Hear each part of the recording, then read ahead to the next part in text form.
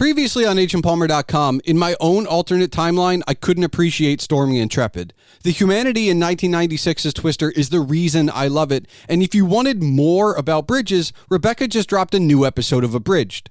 This is the Palmer Files, episode 127, with Swapna Krishna, a prolific science communicator who's written for Engadget and Wired, and recently just started her own YouTube channel.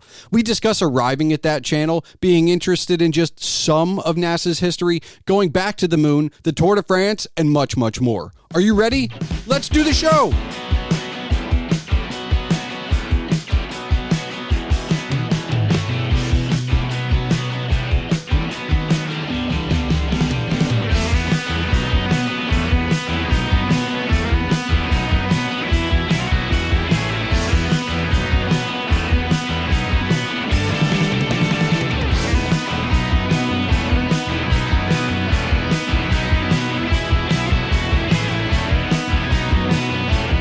Hello and welcome to the Palmer Files. I'm your host, Jason Stershik, also known as Agent Palmer, and on this 127th episode is Swapna Krishna. She's one of the best resources online for current events news of the big place we call space. Whether it is her newsletter, YouTube channel, or her prolific writing, you'll learn something. But she's also here because I wanted to talk to an expert about why I just can't get into Artemis and the missions back to the moon. But that's not all. How did she arrive at being a science communicator? What's her favorite piece of NASA history? Does she want to be an astronaut? Why and how does this conversation turn to professional cycling, learning to write? And well, all of that and a whole lot more is coming your way shortly. But before we get there, remember that if you want to discuss this episode as you listen or afterwards, you can find all related ways to contact my guest, Swapna, and myself in the show notes. All of Swapna's work, the videos, newsletter, articles, and more can be found at swapnakrishna.com. That's SWAPNAKRISHNA.com. Don't forget you can see all of my writings and rantings on agentpalmer.com, and of course, email can be sent to thepalmerfiles@gmail.com. So without further ado, let's get into the countdown!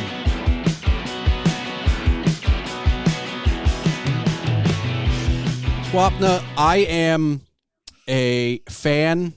I'll call it fan. It feels like fan is the right word, of NASA up to when the Apollo and Soyuz get together. Yes. I grew up in the era of the space shuttle, and in my older decades went, oh, like this Apollo, Mercury, Gemini stuff is amazing. And I read as many of the autobiographies of those astronauts and technicians and engineers and what have you as I could. I still stop when those two spacecrafts get together. I cannot. I'm aware of the news, which you cover very well on your channel, but I'm aware of the news. I just can't get excited about it. You're not alone. Okay. I will say that. A lot of people feel that way. And I will say my love for space, my love for NASA, all of this comes from a love for that era. Mercury, Gemini, Apollo Soyuz test project. It's so funny you bring that up. A lot of people don't know that exists. And it's like pretty much my favorite mission. And so and so after that, came Skylab, Space Shuttle, all of that. And it's funny because I just literally today finished up a video kind of summarizing where we are, how we got here, what NASA's Artemis program is, which is the program to return to the moon. And just the way I would describe NASA post-Apollo is they have been underfunded based on what their lofty aspirations are and the aspirations put upon them by government officials, by political figures, by Congress. They put a lot of responsibility on NASA to be this, prestigious organization that makes the United States look good and then doesn't give them the funding to back that up. And then NASA has to come and basically scramble to figure out what to do. And I feel like that's a lot of the reason that post-Apollo is so lackluster for a lot of people. I will say I'm really excited about Artemis, but it's taking so long to get here that it almost feels Like, really, we went to the moon 50 years ago, and now we're going back. And yes, I'm very excited about what's to come.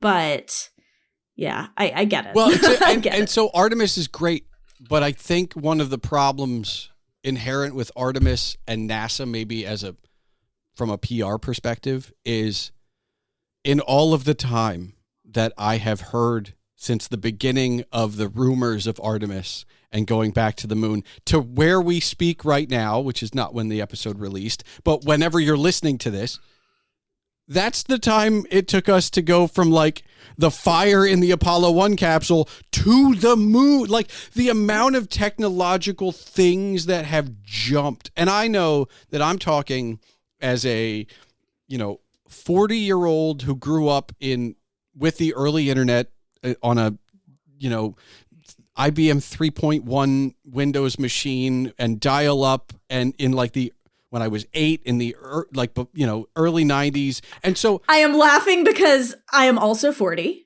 Okay. And I also grew up this way. So it's like we are like in sync here. But again, in our 40-year-old lifetimes, we went to the moon in less time, right? And while we've gotten from dial-up to broadband and 4G and 5G and 6G and whatever, and we have computers in our pocket more powerful than what went to the moon, no one knows we don't report that stuff very well. And it's not, I think the other maybe piece that gets lost is I love my country, but I wouldn't consider myself a patriot. Like I'm not like rah, rah, rah, but that was inherent in those three, especially Mercury, Gemini, and Apollo. Like it was you're either with us or get out of our country. Like you're not for us,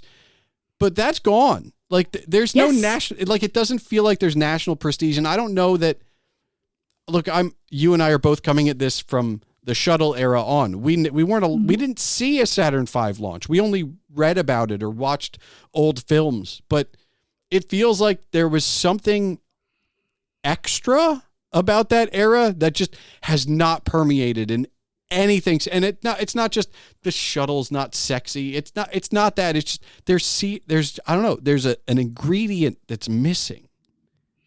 Yeah, no, you're absolutely right. So the reason we went to the moon with Apollo was not science. It's a lot of like if your familiarity with it's much more this politics. era, you know that. Yeah, it's more politics than science.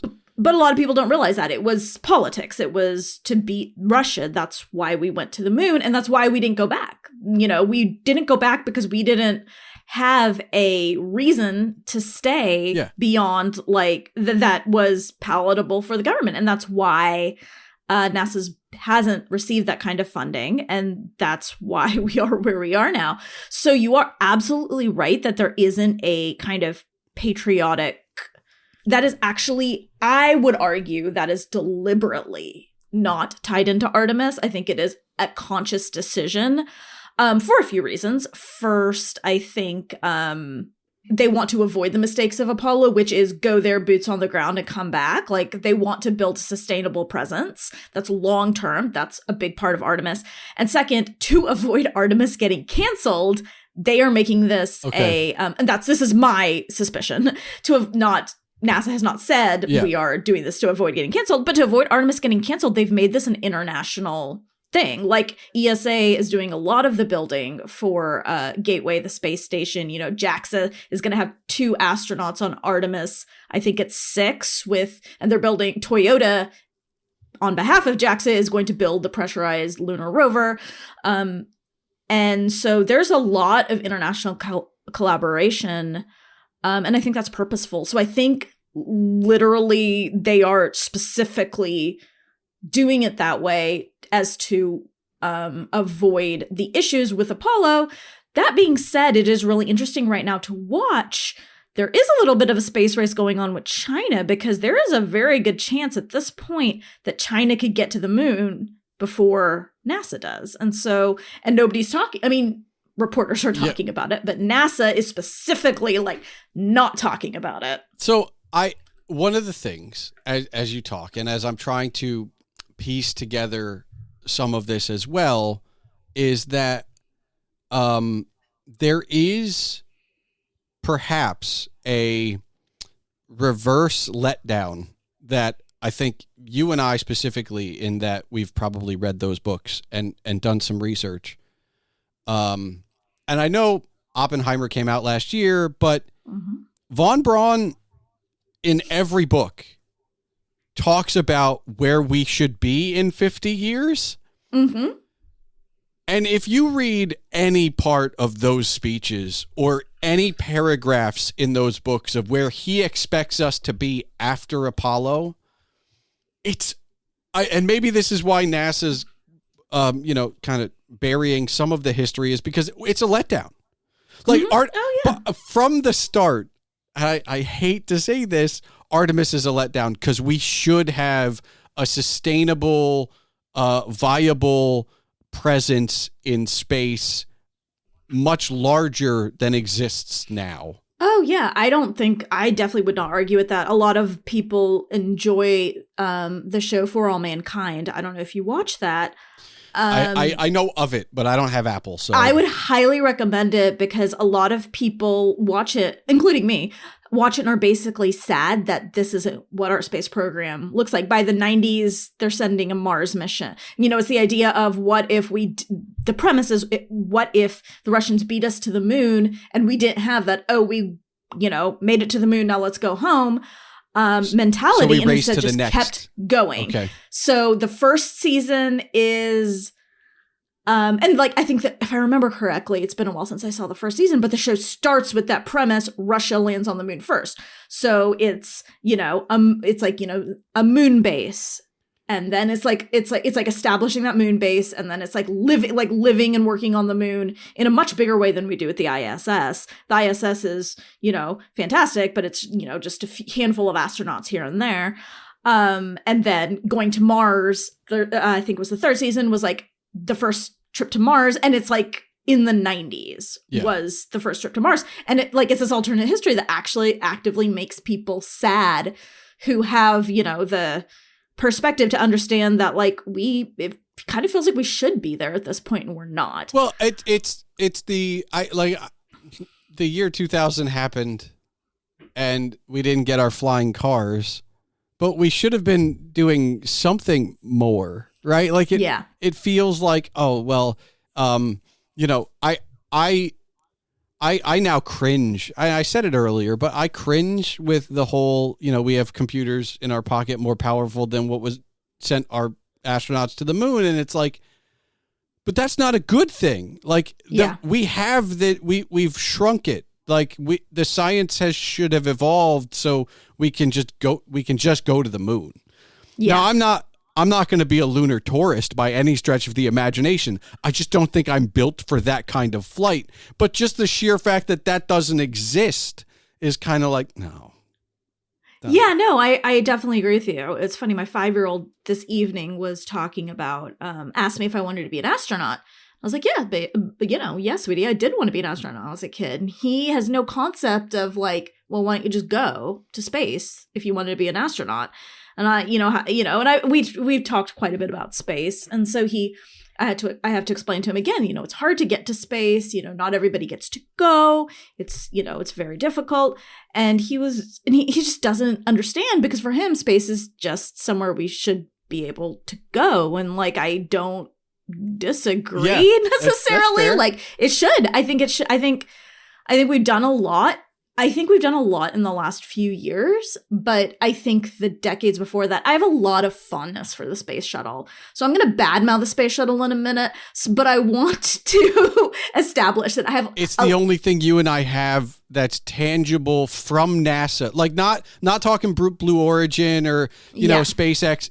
For our generation, the only tangible thing we have that NASA did on a regular basis, as far as putting things into orbit and bringing them back, is the space shuttle. So while I also don't like it, I can't hate on it because it's the only thing that they wheeled a TV, a big, for anyone younger, a big CRT that could have killed a small child if it ever fell over, and we got to watch some shuttle launches and landing. Yeah, no. So we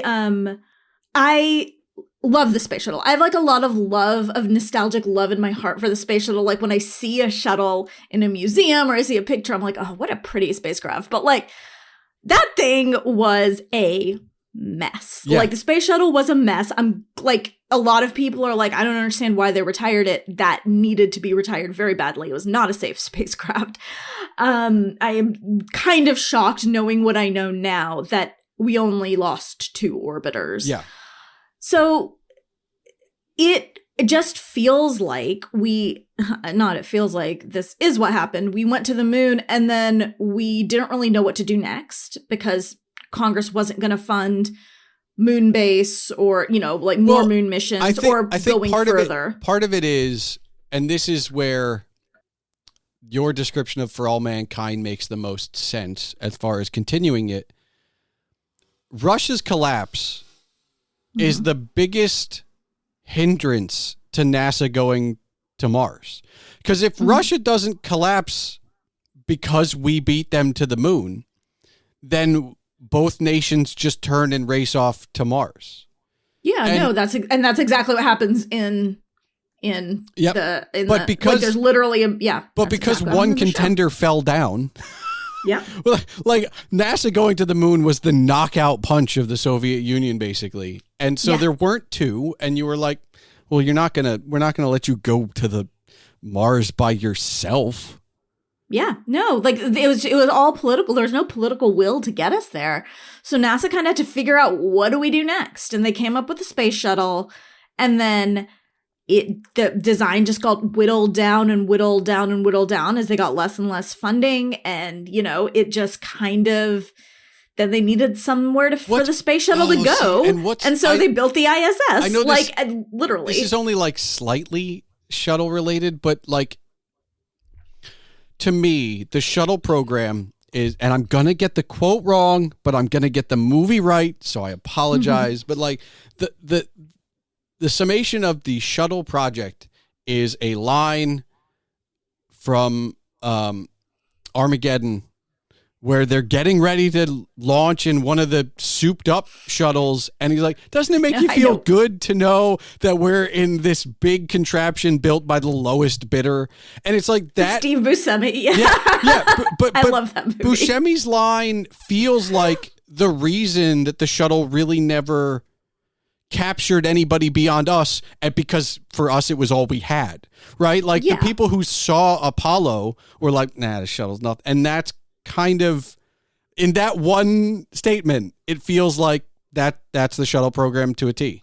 Almost. Yeah, no, and like the shuttle program had a lot of problems. That being said, I do think NASA did the best they could. Like, I think it was with limited funding, they did the best they could. And I do very strongly feel that, I do think that spacecraft was unsafe.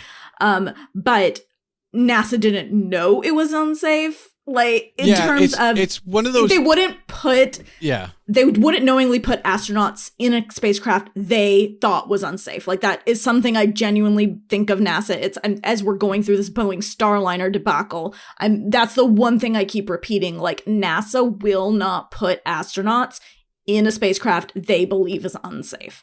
So, but that being said, so much came out after Columbia, that, we learned so much about, the reality of this spacecraft. Well, I, as much as I lament the loss of life for both orbiters that we lost, I think it kind of, I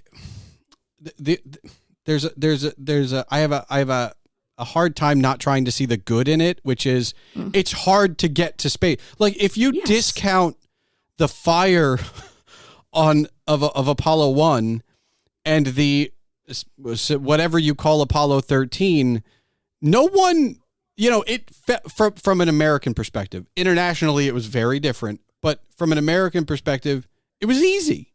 Like, they scheduled the launch, maybe they scrub it, maybe they don't. It goes up, it comes down, right? It's not until Challenger that it's like, oh, this is hard to do. Yeah. Like, it's not easy. And I think we forget that. Because even if you're, it's the, and I was in IT for a little bit, and I feel like while it's not the same at any stretch, it is when you're responsible. You do all the things no one sees, and then all the threats don't happen. And it's like, well, then you're not doing anything, or like, what, you know, like there's this thing. Yes, and no, it's only totally when the agree. thing actually fails that they go, oh, this is really hard, isn't it? It's like, oh, yeah, no, it's not easy to get people to space. If it was easy, we would be on Mars right now. Like, yes, I think exactly. It is really hard. And I think that is actually a really good point, because NASA has these just unreal safety checks to make sure, they're, constant readiness reviews, they're constantly looking at this stuff, looking at every issue. And I do, genuinely think that, they take it very seriously when it comes to this stuff. But yeah, no, it's a lot. I am, like I said, I am looking forward to the Artemis program. I think I'm excited that but it's like this. I'm excited we're finally doing something. Yeah. Like, that's kind of where my excitement comes from. It's like, yes, like maybe I will live to see, a settlement at like that's where we are at this point. Like, it's just, at least we're finally doing something. That's like, and like, I hate to, I try not to dwell on it too much, because it does like make me sad where how you could say it's sedentary. Advancement. How sedentary we've been. Like, the shuttle program, this is what I was going to say before and I couldn't remember. The shuttle program, there was very little, in terms of pushing the boundaries of spaceflight, there was very little innovation. Yeah. So we lost decades because that we could have been making progress towards a Mars vehicle, towards, new kinds of propulsion, new, more powerful rockets. We lost so much time. And then we the best, NASA comes up with is SLS, the current moon rocket, which literally uses engines ripped out of the space shuttle. The RS-25 engines on SLS are space shuttle engines. And it's just like, this is the best. I mean, and to be fair, on SLS's maiden voyage on Artemis 1, after all the propellant issues that for propellant loading took forever to get that rocket tanked, the rocket performed beautifully. But it's like, really, we're like, the shuttle was designed in mid-1970s. Yeah, it feels like a step back. Like, if you're look, I say this as a 60s era fanboy. If you're going to go backwards, just build another Saturn V. Like, why would you build a smaller rocket than a larger?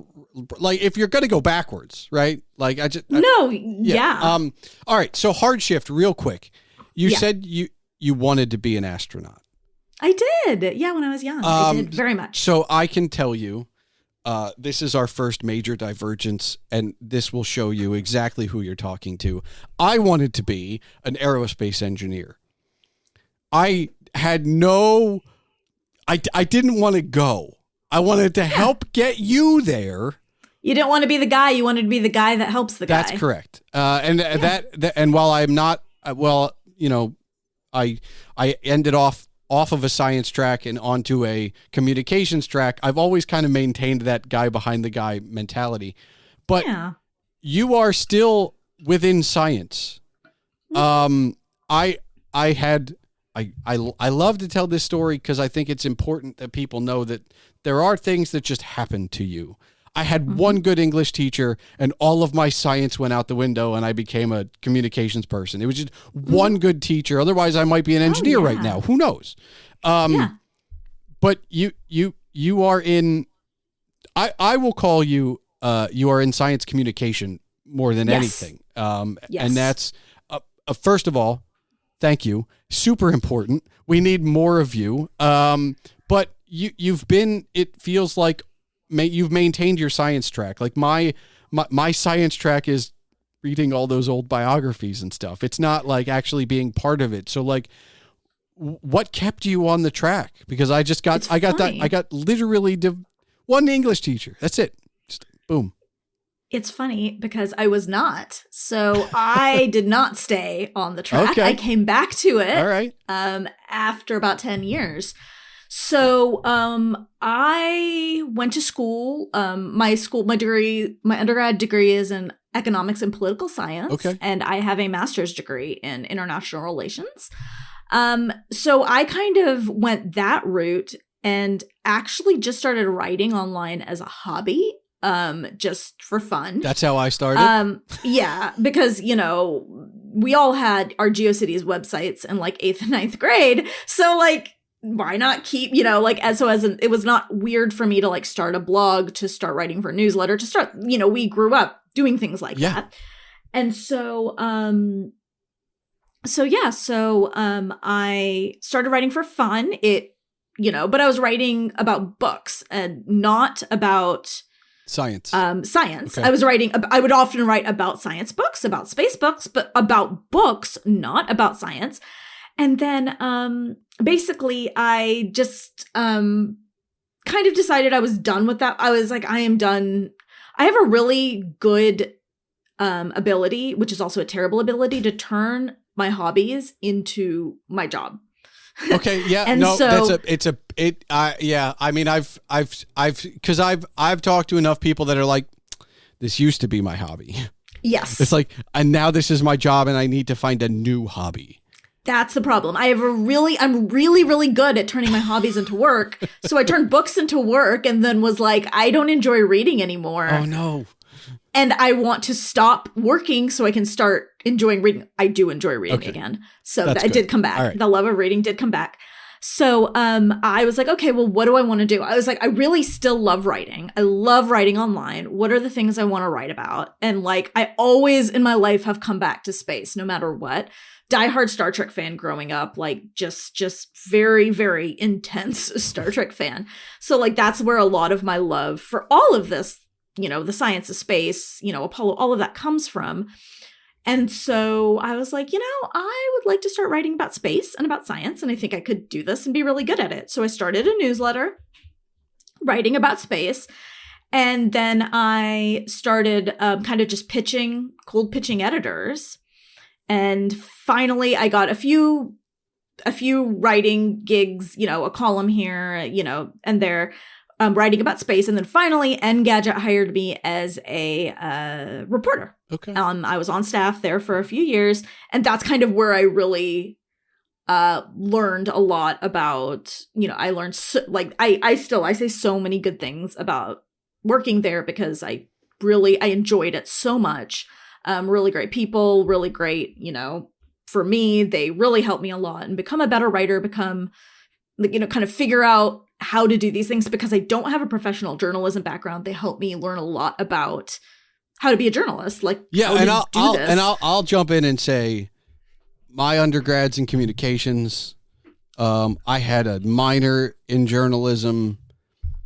By the time I start my blog, by the time you're probably at Engadget, nothing I learned was relevant anyway. Yes. So like we would, it's one of those things that keeps me from getting another degree. It's like nothing I'm going to learn. I mean, look, there are arguments to be made if I wanted to do philosophy that some of this stuff is universal. But if I'm not going to do that, and I'm not, I'm just going to keep my own education by reading the books I want to read and like getting out there. But I feel like if you had a good experience there, that sets you up for learning all of the things, especially at Engadget, where it's not, you're not fighting against, well, this is the way we've always done it, because they're always after the next new thing.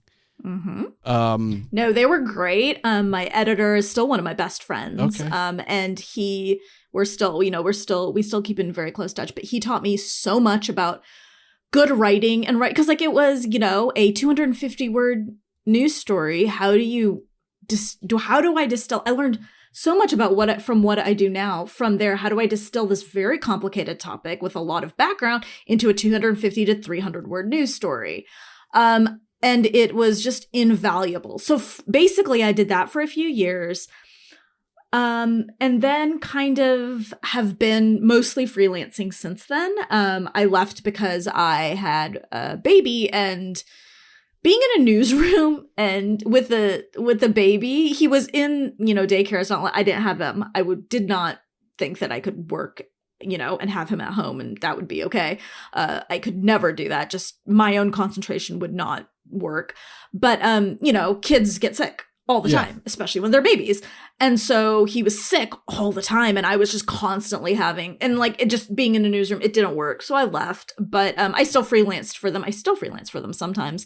I cannot say enough good things about my experience there. But then I've gone on to do a lot of different things and write for a lot of really incredible outlets about science and about space and about all this stuff. So as a very left turn, but that's something that's going to mirror almost verbatim the question I asked you at the very beginning of this episode. Mm-hmm. Since about the mid-90s, I have been watching, if not every, then most stages of the Tour de France. I cannot get into any other cycling. I will occasionally watch the Olympics, and I am lucky enough in my backyard to have an outdoor metric track velodrome that I will go to and watch in person. But like the Giro, the Vuelta, the other two big races, the Tour Down Under, the California, all of the other stuff, I cannot get into. So just like I can't get into now in space. Oh my God, I'm laughing so hard. I can't get past just the Tour de France. I can't get into the rest of it. I don't know. I feel like I'm stunted somehow, but this is just who I've become. So I will say again, I don't think you're wrong in that, like, a lot. Tour de France is still my favorite race. It's the one that is the one I watch religiously. Okay. Like, that's the only one I watch, like, the entire, like, 6 to 7 hours of coverage every day in, day out. That is the only one I watch everything of for all 21 days. Okay. The other races I dip in and out of, like I watched the first week of the Giro this year and then have it's kind of one of those things, especially with the longer races, it's very hard for me to go back once I've missed a stage. Yep. So although I will say usually the recaps that like, and I've, we're Americans, but like NBC is okay. I've actually fallen back on, thank God for VPNs. I watch the SBS coverage from Australia because I think Australia, that's the best one. And so SBS is the best one. Oh my God! And so that's where I get my recaps when I watch the tour. That's kind of where I watch it. And I'm pleasantly surprised that they cover the women's tour as well. So like I get all of it, but like I can't. Like I'll flipping through the channels, like the Giro's on. It's like, nah, whatever. Like, but like I can't miss the tour. France. No. I'm trying to think, who was that? Matt something, isn't it? The commentator for SBS. Yeah. It was Robbie McEwen for a while, and he was so good. I mean, I will also say there is something very. It's not that it's prestigious in that it's a fancy race. It's that it's the Super Bowl, so that there are guys that will not ride the Giro to gear up for the Tour de France. Yeah. There are people that will skip the Volta if they did poor or did well. So it's like, it's probably the only, month on the calendar where you get to watch all the heavyweights at their peak at once.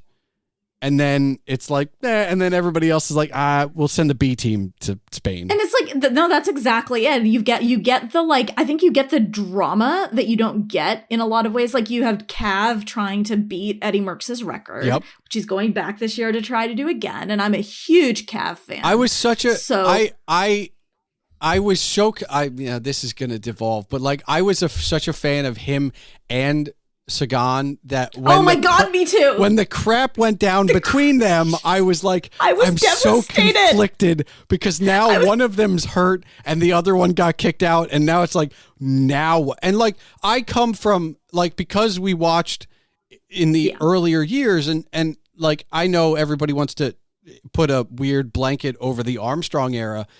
But the thing that people forget about the Armstrong era is the sprinting for the green jersey in the Armstrong era with Robbie McEwen and Tom Boonen. And like there were 7 guys who could win the green jersey every year. And it was the best competition because it was like, well, Lance will probably win again. Nobody cares. It's like U.S. Postal's going to dominate, but who's going to win the green?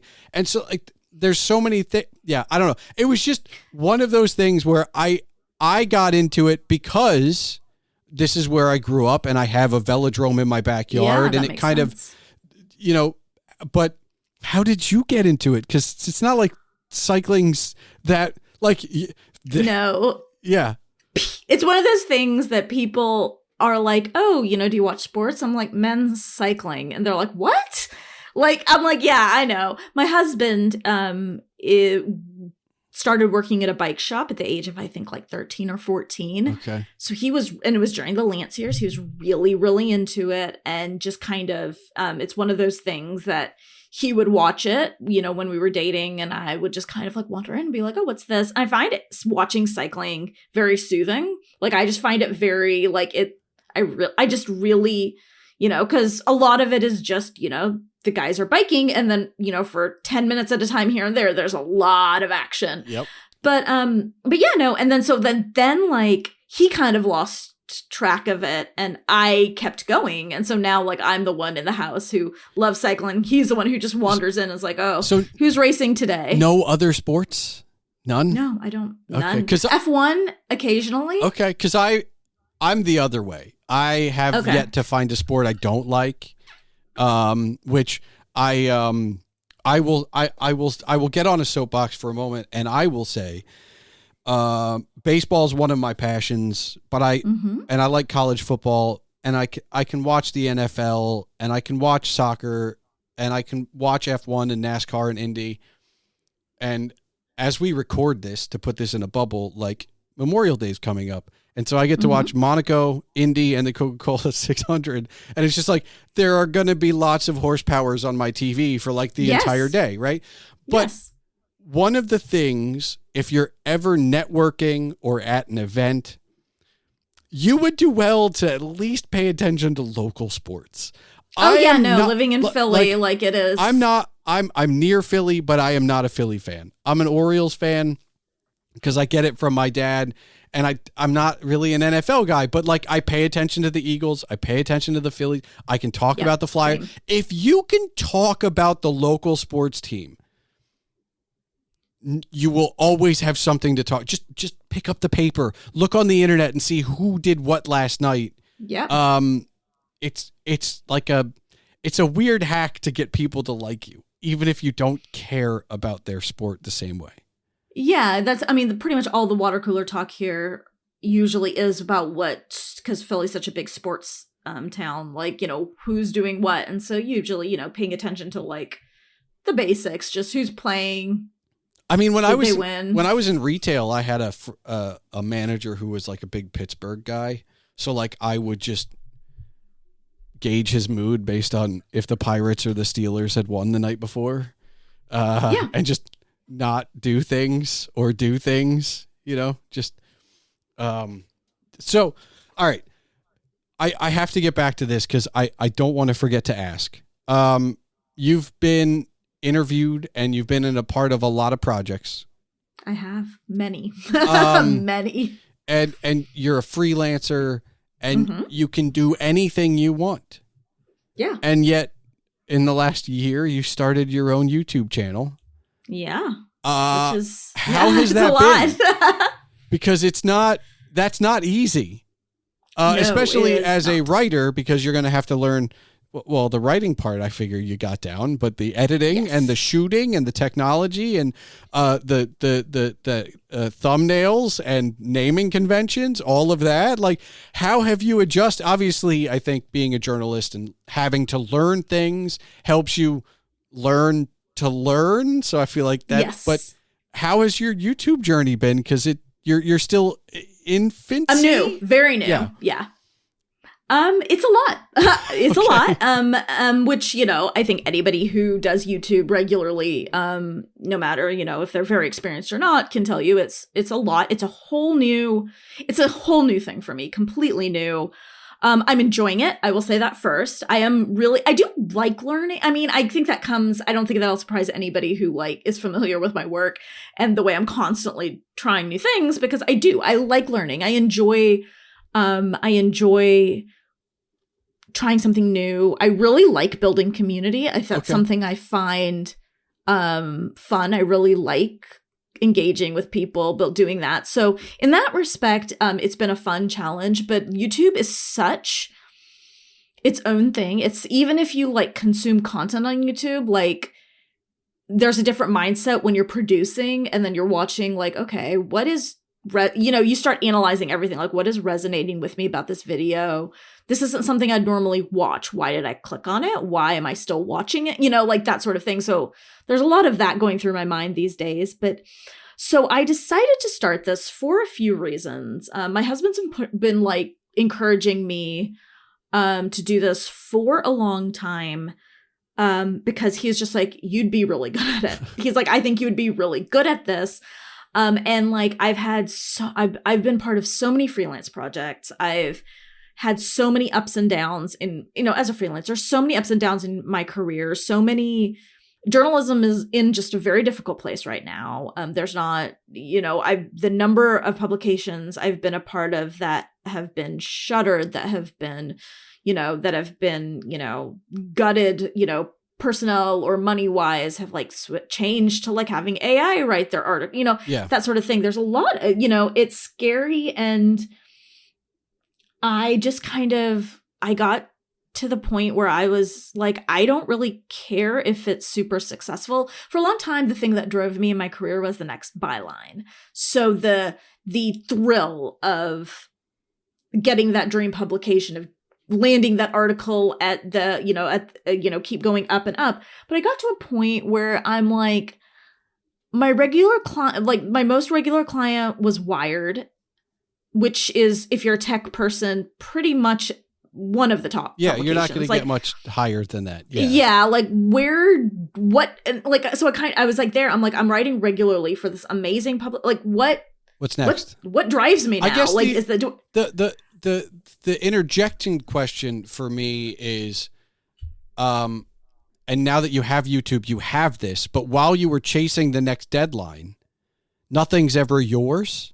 That's exactly that's the other half of it. Okay. Part of it was journalism being in a scary place. And like, part of it is I still don't own the like vast majority of the work I've done. I don't own it. It's all work for hire. And I just was like, I want to own it, even if it's not even if I don't, hit it off and have 1 million followers in 5 years and all that. Like, I don't care. I'm fine with a small audience of people who really want to hear what I have to say. And, but I want to own it. I want it to be mine. I want all the work I put into something to be mine. And so that's why. So that was basically the main reason. I still have some great clients I write for. And I think it's important from the perspective of keeping my name relevant, keeping my science, like journalism credentials, like active. So, I still have a few places I freelance for, and I really like them. I have really good working relationship with them. But otherwise, it's pretty much full time doing my own stuff. And it's like exhilarating, it's thrilling, and it's also very scary because you're so dependent on these platforms, these algorithms. Like, it's just, it's not, I do own the content, and that is very freeing. And I can part of what I was starting to struggle with is I really enjoy doing a certain kind of science communication, like explainers, kind of distilling these complicated concepts down. And there's not a lot there. You know, there's the like science specific publications that don't really need that level of explanation. And then there's the regular publications that just aren't going to run that kind of content. So I was like, I know people want this because people ask me for this all the time, but nobody's paying for this. And so I get to kind of do whatever I want. And that's amazing. Well, but you're also dependent on the other algorithm piece, and all that. Right. Like you are, and I suffer this. And it's how I met you through, look, I'll be honest, I don't know which social platform, one of them. Okay. Yeah, no. But like one of the problems is I'm always on the lookout for a future guest. I'm a blogger. I write once a week. So I'm always on the lookout for what is the next thing. Now, look, I set myself up pretty well. This episode is being recorded months before it releases. I'm drafted ahead. Like I've built myself this platform where like I've got time to work. But it's also talk about turning your hobbies into a job. I can't turn it off. Like if I meet somebody interesting, I really have to be like, wait until tomorrow. Like send an email inviting them on the podcast. Don't do it at this party. Like, or like, you know what I mean? Like just don't. I do. You know, hold it back. Like just be a normal person and then try. And I've tried to separate it, but like you can't turn it off. And we're all, even when I disconnect, like a thought will pop in like, oh, remember that person from like 3 weeks ago? You should have them on the podcast. Or like, oh, remember that thing? You should write about that. And it's like, it never goes away. Like, it's just, all right, now this is, this is where I live now. Yeah. So I have some of that. It helps that not much of my daily life has to do with space at all. I don't really talk about it a lot in my daily life. I don't, like, my friends know what I do, but it's not something we're like actively talking about all the time unless they want it. You know, when the Northern Lights happened, you know, that whole thing, the eclipse, I was I was working events. all week, you know, and so I'm getting like a million texts from all my friends, but generally I don't talk about it in my daily life. It's getting more muddled now that, you know, I have a kid who's growing older and wants to like know more about the stuff because it's cool, and he thinks it's cool, and like, you know, going and speaking to his class, speaking at his school, that sort of thing. So it's starting to become more of my daily life, but part of it is I just really try to keep it to like work. I try to keep it to work, but that being said, I'm also really bad at it, because space, you know, being in a news sector, like I can't really plan ahead. I can only plan ahead so much. I have the evergreen content that I try to produce, but usually there's something coming up that is more pressing that I have to do. So I have like a million ideas for evergreen videos and I rarely do them because there's always something new that I, you know, want to cover or that I need to talk about. But right now I try to keep it as sustainable as I can. I am very gentle with myself. Like my goal is 2 YouTube videos a week. If I only do one, that's totally fine. If I decide to take off, you're still just week, you. That's fine too. Just you. Just me. Yeah. So I mean, literally just me. And that's, you know, I keep seeing these gurus that are like outsource, give up editorial control, like just do that. And you're shaking your head and I'm with you. Like I'm going to edit this podcast. I can't just be like, I talked to this person, like, here you go, hand it off to, like, no, that's not mine anymore. And so there's, you specifically did all this and got on the YouTube for ownership. The last thing you're going to do is be like, yeah, I recorded this. Somebody else can edit it or somebody else can write it. Yeah, no. I think it's very important, especially if I'm doing it all. Like, I think it's so important to do it all myself for various reasons. Might I outsource editing one day? Like, I don't know, possibly, very possibly. But like, I never want to become one of those people who hires 5 different people for my channel and then has to lay them off because I can't afford to pay them because YouTube changed the algorithm. Yep. You know, like it's one of those things where I always want it to, maybe I might hire somebody to like, I don't even like, I'm like, I don't even know. Yeah. Like at some point, yeah, sure. It would be really nice to like hire somebody to help, but I will never there's the things I will never outsource. Writing the scripts, because it has to be me. Yeah. Like it has to be my voice. It has to be your whole me. channel's you. Like it'd be weird if somebody else wrote your stuff. Yes. And like, it wouldn't feel as natural to say, like people always talk about like, oh, you're really natural on camera. And it's because like, I write my own stuff, so I write how I talk. So, when I'm knowing your actor, right? Like, exactly, I know how to write for me. Like, that's perfect. Yes. And I think it's very important to write and research the scripts myself. Also, because I need to have like, space is so big at this point. Like, space is big, literally, but also like figuratively. Space, just everything. I always say, like, there's no way one person can know everything that's going on with space stuff, because there's so much going on. There's a lot of stuff I don't know a lot about. I don't know a lot about like satellite, besides like, the stuff that makes the headlines, like satellite constellations, satellites, a lot of that stuff. I know about it. I could talk about it for 5 minutes. I couldn't talk about it for 20 minutes, probably. That it's that level of knowledge. So like, I need to research this. And if I'm going to make a YouTube video about it, I need to understand point by point, I need to understand it. And always the way I've understood things is by reading it, synthesizing it, talking to people, and then like rewriting it. That's all, ever since I was like in school, that's how I learned about things. And it's the same thing. I think that's really important.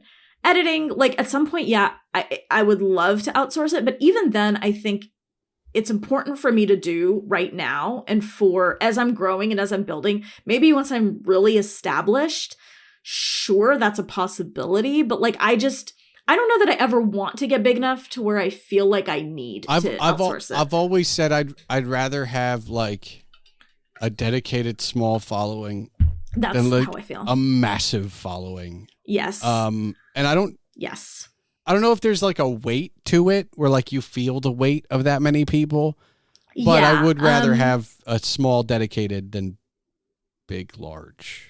I know. I feel the same way. Like people always are like whenever I'm having something go viral, because it happens, I'm on Instagram, TikTok, like it happens once a month or so. I'm always just like, ugh. And I like usually like just close and like don't check into whatever it is until it kind of fades, because it's overwhelming for me when something goes viral. I don't enjoy it. And like, it's not sustainable growth. Like I said, I enjoy building a community, and I don't think going viral is a good way to do that. No, yeah. Like it's not like, that's not building a community. That's, and so anyway, so like, I don't love that. And like, I can't remember who I was talking to, but I was like, I would much rather have like 10,000 subscribers and that be like my cap than have like 1 million subscribers where I don't really want things to get that big. Yeah. Like as it is, and I know this is just part of how it works. Like I'm already having trouble keeping, I do all my own. The one thing I don't handle myself, my husband goes through my comments first. Okay. And deletes anything racist, sexist. Okay. Just so I don't have to see it. That was our deal, because he was like really encouraging me to do this. I was like, okay, the one thing I don't want to deal with, I'm happy to talk to people. I'm happy, but I don't want to have to see those comments. He was like, yeah. So he takes care of that. But I do everything else. And like, I'm having trouble keeping up at this point, because it's like, it is just a lot of engagement, especially when, the YouTube algorithm finds you and it decides it likes you and it starts surfacing your videos more and more, which is good for growth again. And that's a good form of like building your channel. But it's also like, I've gone from like maybe 500 subscribers to, almost 10,000 in 6 months. And like, that's pretty fast growth for me to like, I feel like that's pretty fast growth. It's a lot, but it's been fun to watch, I will say. It is. It's been fun to experience. It's been fun to see the people give me suggestions in the comments and then see them delighted the next time I take the suggestion. Like, nice. That's really fun, because like people, like I hope that it's the actual community you're building. Yes. And like, I'm open to, someone was like, can you please, One person was like, you talk so fast that I usually listen to YouTube videos on 1.5 times, and I have to slow it down to 1 time for 1x for you. Can you talk slower? So I went back, I watched a bunch of my videos, and I was like, yeah, actually, objectively, I am talking really fast. So I like started practicing slower speech, and now my videos are like, all my videos are 5 minutes longer than they used to be. But like, it's funny. And like, just like little things, you know, like I'm new at this. I'm still learning. And so, yeah, I'm going to do things like that and then figure it out and make it better. But I do appreciate when, like, you know, it comes from somebody like suggested my sign off for my video because I didn't have one. And like it, yeah, anyway, it's nice. I like it.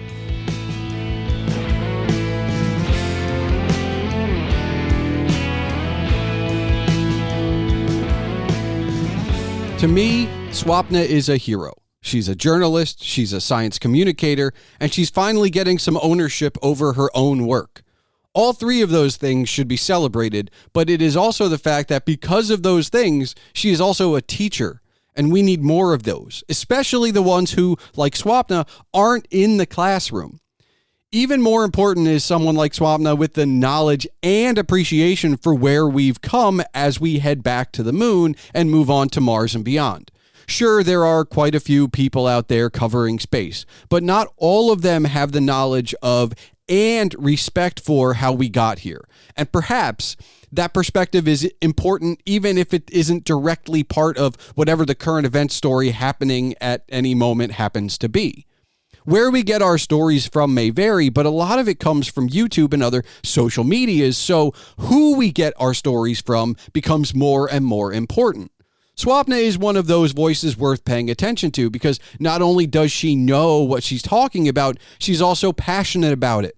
This isn't her job, this is her passion, and that's what makes her stuff worth consuming.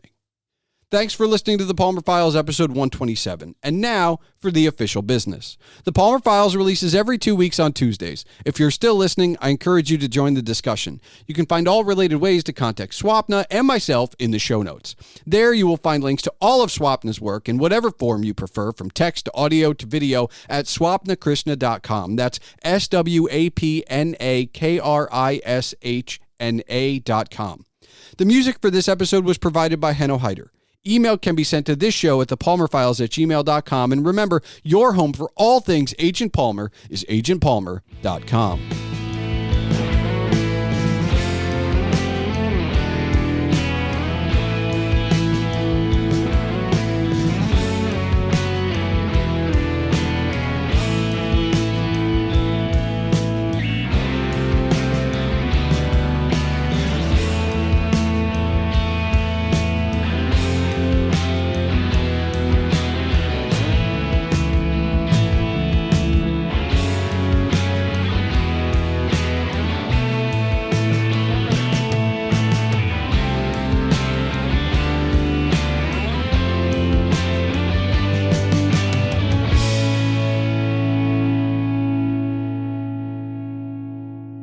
All right, Swapna, do you have one final question for me? I do. Who are you rooting for in this year's Tour de France? Oh, that's a good question. I'm going to go with so we got Pogačar and we got Vingegaard. I'm going to go with... But we don't know... Do we know if he's riding yet? I think he is, but I'm going to go with... I think he is, yeah. Someone else. Because this will come out, in theory, this should come out during the tour.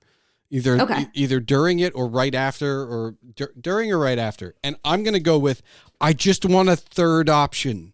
Yes. I know, as exciting as it was to watch the two of them duel up the mountains the last few years, I miss having, like, a third option. I don't like it. Geraint Thomas to win. Like, I don't know if he's riding this year, but I was really rooting for him last year. I mean, I think Thomas may be the underdog story of the tour in the last 2 decades.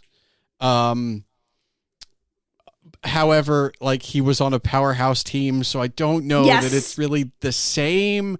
But I'm looking. This is why I've kind of shifted my gaze to the green jersey of late. Yeah. because it feels like the most wide open. And we have the best storylines, and Cav coming back is great, but like it always feels like the overall strategy that we used to see from teams going for the general classification and going, all right, we're going to take today off and rest everybody, and okay, we're going to go gung-ho for this stage, and we're going to try and, I don't know, use the winds to get a breakaway, or, use the mountains to, climb. I feel like it's all gone to the green jersey because we have two top contenders and no one. The gap is so large. So at this point, I'm rooting for the field. I'm rooting for anyone else. Anybody else. Anybody. I mean, my heart goes out to the fact that I guess I want a Frenchman. Like Alaphilippe in yellow was one of my favorite things of the last little bit, but just I love Julian Alaphilippe. Genuinely. Yeah, he love him. He enjoys being on the bike, and it shows. Yes. But I will say, because this is happening but we're recording this well before, I'm not so happy we're not finishing in Paris. Like I feel like it will feel like the tour up until the final stage, and then it won't. Yeah. So I don't know how I'll react to that. But I've been pretty good. Like I've done a recap, like my top 5 or top 10 moments from the tour inconsistently. I think I've done 6 of the last 10 years, because sometimes I'm like, I'm not sure, but usually those are posts that are fun to write, because I'll make notes every stage and just be like, oh, this is and it's been fun to revisit them. But I at this point, I'm rooting for the field. I'm rooting for anybody, any first time winner. I'm just wondering, did you do one of your top moments the year that Chris Froome started running at Mont Ventoux? Was it Ventoux? I don't know if I did. One of my favorite moments in any bike race I've ever watched, where his bike breaks. Yep. And he starts running up, and then he's carrying his bike, and you're like, what is happening? It's one of those moments that will go with Lance cutting the corner. There are just these, or with Vingegaard and Pogačar, when, he almost crashed and he waited for him, and there are just these moments, back when I was still in corporate America and I was working a job, and I was late to a meeting because the mudslide happened and they had to stop the stage. And I was riveted, and I was late to a meeting because I was just like, wait, what?